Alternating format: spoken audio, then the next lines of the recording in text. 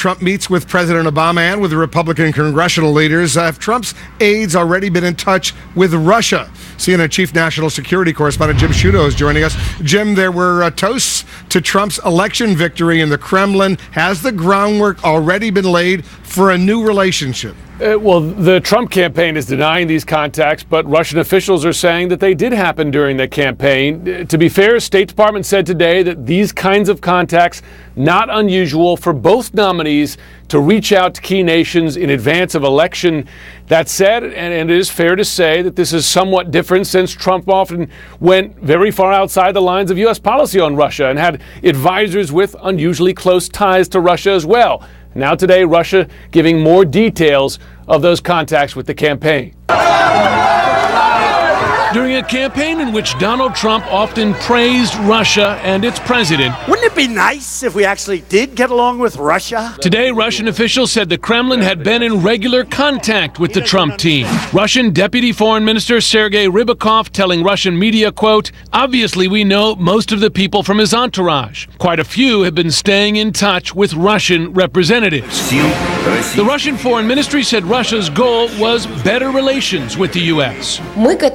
During this entire period, we not only sent some signals through some representatives or private messages, it was our clear position that we are ready for cooperation and working together and establishing normal relations. Trump spokesperson Hope Hicks said the Russian account is, quote, not accurate. Some Trump advisors did make public appearances in Russia during the campaign, including possible cabinet appointee, retired U.S. General Michael Flynn, who sat right next to President Putin at a Russian media gala last December, though before he took on a formal campaign role. And throughout the campaign, Trump spoke of better relations with Russia and openly questioned the U.S. intel community's assessment that Russia was behind cyber attacks targeting the U.S. election. They always blame Russia, and the reason they blame Russia is because they think they're trying to tarnish me with Russia. Now, however, his intelligence briefings will include the same level of classified intelligence that led the White House to name and shame Russia for the cyber hacks. As he starts receiving briefings from the national security agencies, there's going to have to be a greater understanding of the Russia challenge. That challenge includes Russian support for the Assad regime in Syria, continued Russian military activity in Ukraine,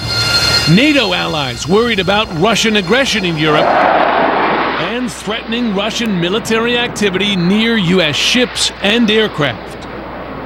A source with the Russian government tells CNN that it also contacted the Clinton campaign, which sent a team to Moscow for high-level meetings. This, according to that Russian source reached by CNN. The Clinton campaign declined to comment. But, Wolf, again, State Department says it is normal for both campaigns to reach out, particularly with key nations like Russia. But, of course, the difference here is, and this is a big question mark under a Donald Trump administration, he's expressed big differences with U.S. policy on Russia. Will he follow through with those differences as president? Jim Sciutto, good report. Thank you very much. Coming up.